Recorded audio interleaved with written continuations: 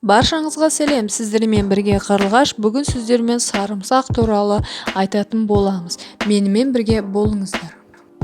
Сарымсақтың бойында тұнып жатқан керемет қасиеттердің көпшілігі қадым замандардан бері белгілі. Мысырда атақты пирамидалар салынып жатқан қиын кезеңде сарымсақтың көмегі ұшан теңіз болған.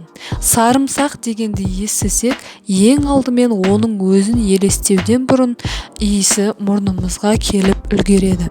Жағымсыз иісіне бола оны жек көріп жатамыз. Мұнымыз мүлде қате. Өйткені сарымсақтың біз біле бермейтін талай кереметтері бар екен. Қазіргі таңда құрамы ғылыми тұрғыдан анықталып, адам ағзасы үшін пайдасы толық зерттеліп біткен. Сарымсақтың құрамында селен, германий, магний және тағы басқа көптеген микроэлементтер, амин қышқылдары, А, Б, С дәрумендері, калий, фосфор, кальций элементтері, темір, хлор, ақуыз бар. Осылардың барлығы қосылып келіп, сарымсаққа кереметтей емдік қасиет береді. Жұқпалы аурулардың алдын алу мен емдеуде сарымсаққа тең келетін ештеңе жоқ. Мысырлықтардың мыңдаған ғасыр бұрын бұл құпияның анық-қанығын білгендігін жоғарыда айтып өткен болатынбыз. Ол ағзаның түрлі микробтарға қарсы әсерін күшейтіп, оның ауруға оңай берілмеуін қамтамасыз етеді. Сонымен бірге адамға салқын тиіп ауырғанда, тұмауда пайда болып, жөтелді жұмсартып, қақырықтың бөлінуін жақсартады. Сондай-ақ сарымсақ асқазан ішек жолының қызметіне жағымды әсер етеді.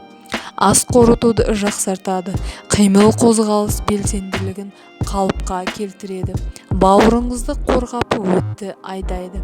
Асқазан ішек жолында кездесетін ауру тудырғыш бактериялардың өсуін тежеп, жағымды ішек флорасының дамуын ретке келтіреді. Оның ішек паразиттеріне, майда саңырауқұлақтарға әсері де зор.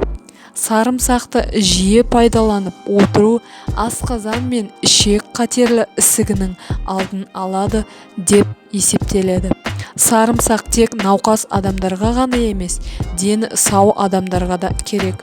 Ол ағзадан сынапты, қорғасынды, кадмийді және басқа да уытты металдардан шығарады.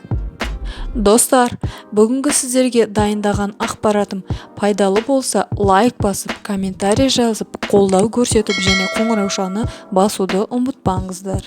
Рахмет.